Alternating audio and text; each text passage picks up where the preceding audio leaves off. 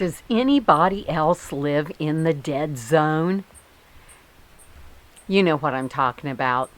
Those areas where there's not many services. You're kind of out in the boonies, and there's not a lot going on.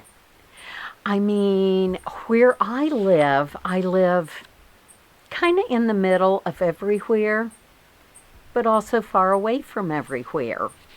And for me, I have found that there's advantages and disadvantages both.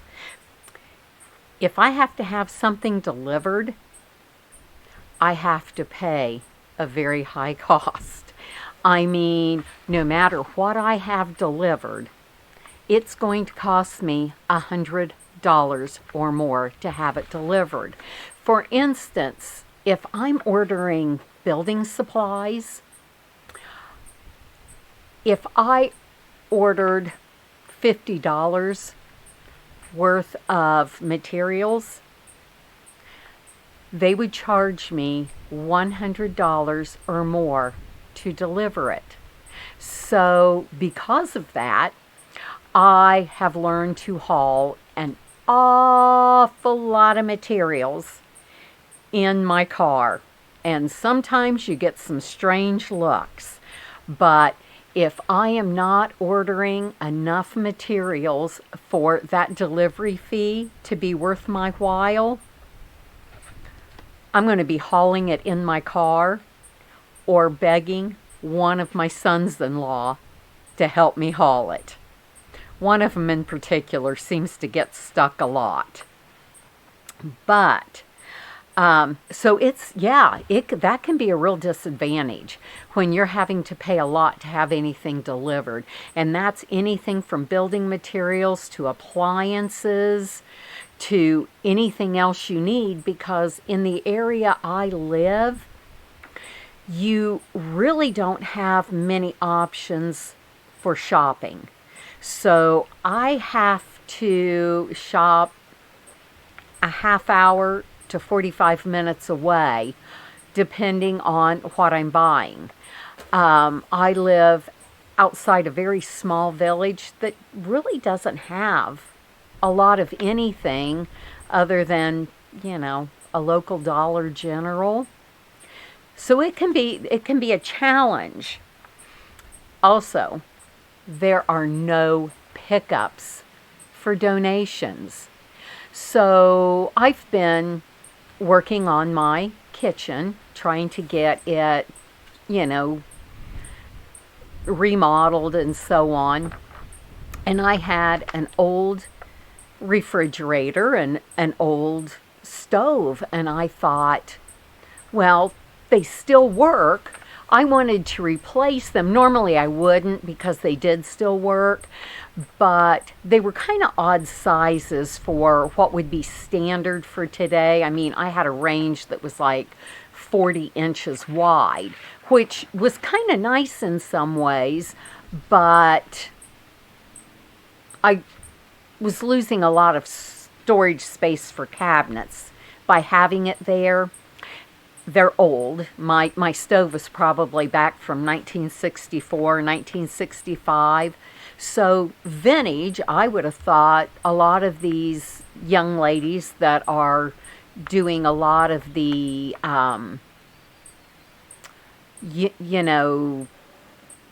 playing like their 1950s, 60s housewives.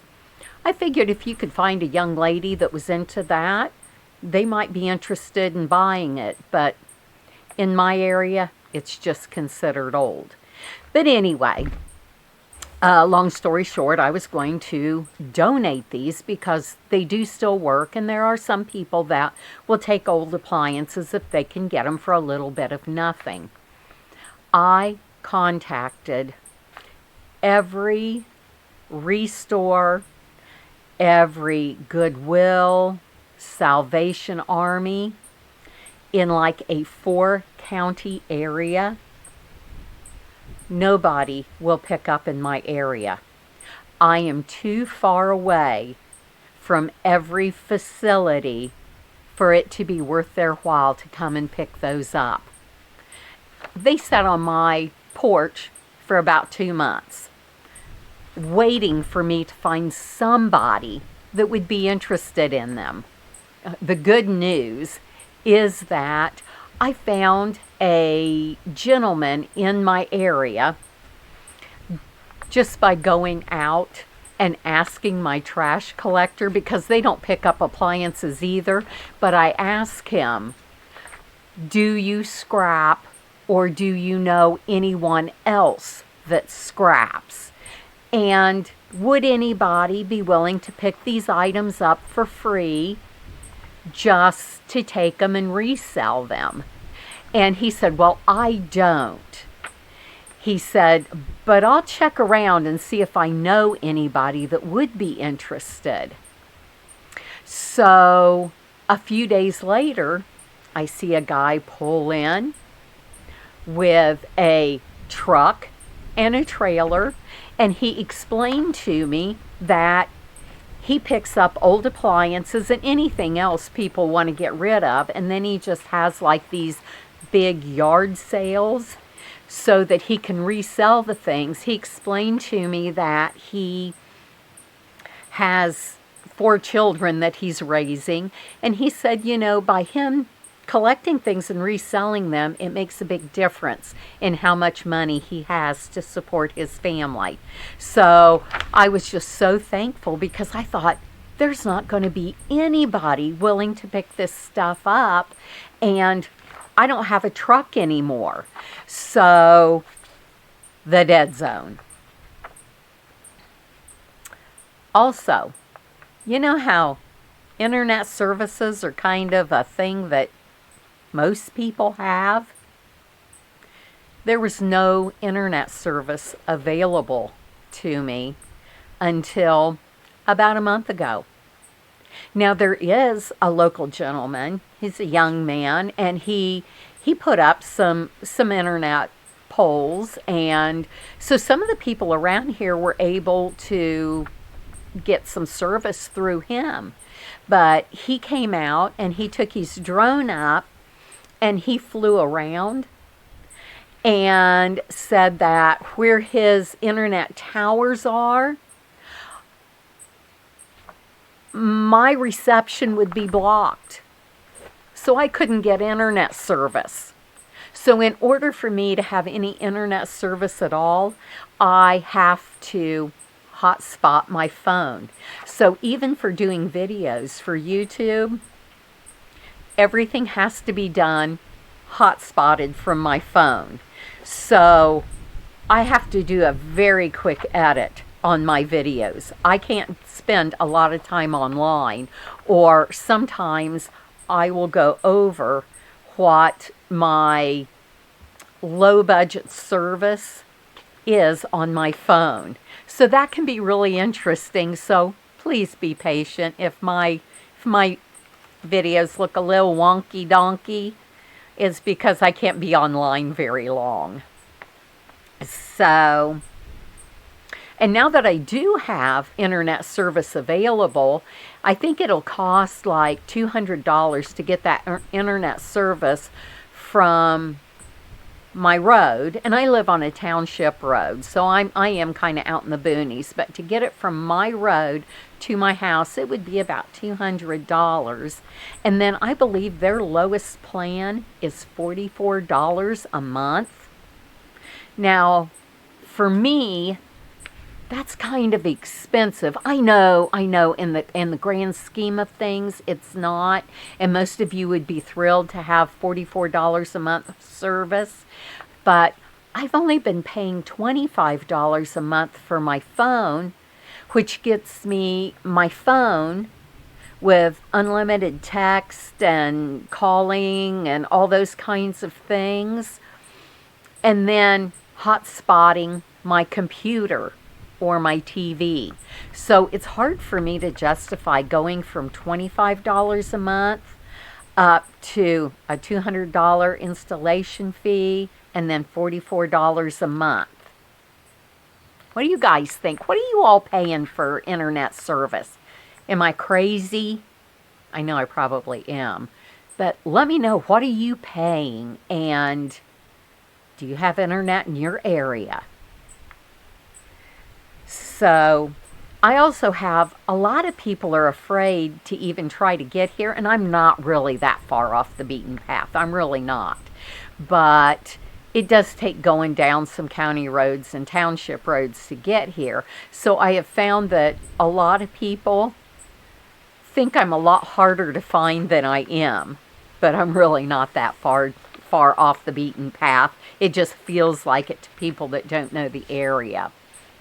So, but regardless of all these things that I have to tolerate to live here, as far as no service, no really close shopping, I mean, there are some antique vintage style shops for, some furniture and antique type of things close by, but anything else is going to be a drive. And, now I am fortunate that my Dollar General store does have a pretty good selection of things. So as I age, I can survive here even when I'm not comfortable driving very far. Between the short little jaunt to the Dollar General store and then my children being able to help me out occasionally, I'll be fine. So that doesn't really bother me. But what do I get in return? I get so much peace and quiet. I love where I live. There is very little traffic. Now, it does pick up during planting and harvest seasons, but other than that, not very many people drive up and down my road. And my road's only about 3 miles long. And most of the people on my road are my age or older. There's a couple younger families, but most people are my age or older. And none of us really go out and run around that much. We're all pretty quiet people out here. So I get a lot of peace and quiet. There's a lot of wildlife around. Not all of the wildlife is appreciated.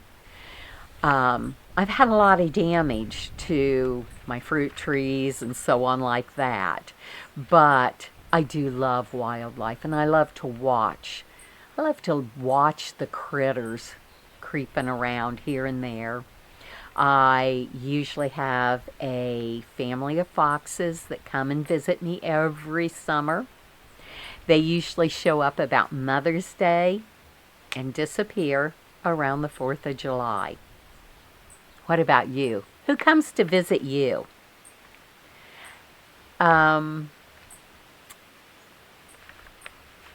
Other things that I enjoy are just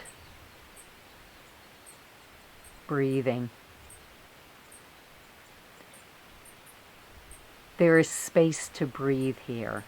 I don't have anybody on top of me. And for somebody like me, that is welcome. You really feel in touch with the land. For 2.5 years, I lived in town. That's the only time I ever lived in town in my entire life. And I felt something slipping away. I felt my connection to nature, my connection to the land disappearing. I didn't like it. And moving back out into the country where I have the peace and the quiet, and I have corn and bean fields growing up around me, it takes me back more to my childhood, and it takes me back to the way I raised my children out in the country, surrounded by fields and wildlife and all those kinds of things. And there's just a peace that I have here. And I know it's not for everybody, but it is for me. So what about you? How many of you live in the country? How many of you live in the city? And what is it that makes it feel like home to you? What do you like about it? And let's talk about our differences. Why do some people feel so safe and secure out in the middle of nowhere? And why do other people feel more safe and secure nestled in a town or a city? City life is not something I really understand. I kind of get small town life because my entire life I've lived closer to small villages or small towns. Now that doesn't mean I never go into the city. I'm, not super far away. The big city is within an hour's drive of where I live. And for where I live, having to drive an hour isn't that big a deal because to get any place you do have to drive around here. And the kind of drives I have, they are county roads, township roads, and a few state highways. So as you're driving along, you're looking at crops, you're looking at beautiful flowers that people have planted, and it's a beautiful drive. You have a day where you have the sun out, beautiful clouds in the sky, and driving is just pleasant for me. So what are the things that you truly love about where you live?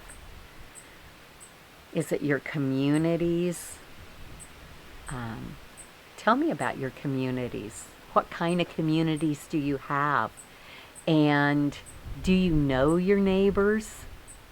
And are you friends with your neighbors? Do you live in a big city? And do you like the anonymity of not knowing anyone around you? Educate a little old country girl. I'd love to know what you love about the cities, what you love about the small towns. And talk to me. If you're in the middle of nowhere, how do you feel living in the middle of nowhere?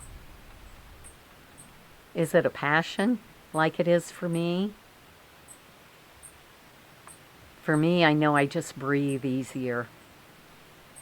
So today I've got just a few clips of the sights and sounds around my place and a few things from another location. And if you stay to the very end, you just might find a little treat at the end. I know it was a treat for me. And that's one thing I love about living kind of here, where it's quiet and where nature feels comfortable being close by, is I find little surprises here and there. And while my little family of foxes no longer live on my property, they live close by, and they still come to visit. And I'm going to keep my eye out for them over the next few weeks, and I'm going to see if I can get some footage of them. I haven't been able to get any footage yet, but I'm going to see if I can.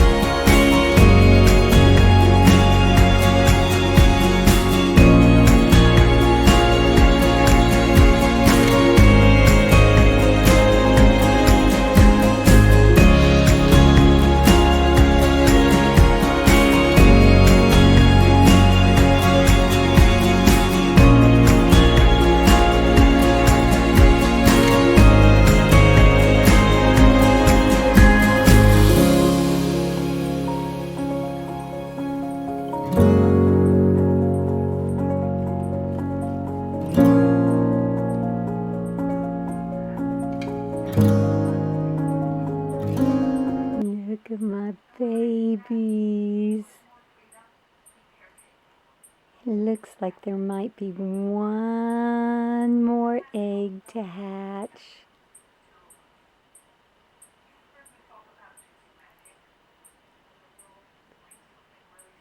Oh, tucked away safe and sound in my gardenia tree. Don't want to touch it.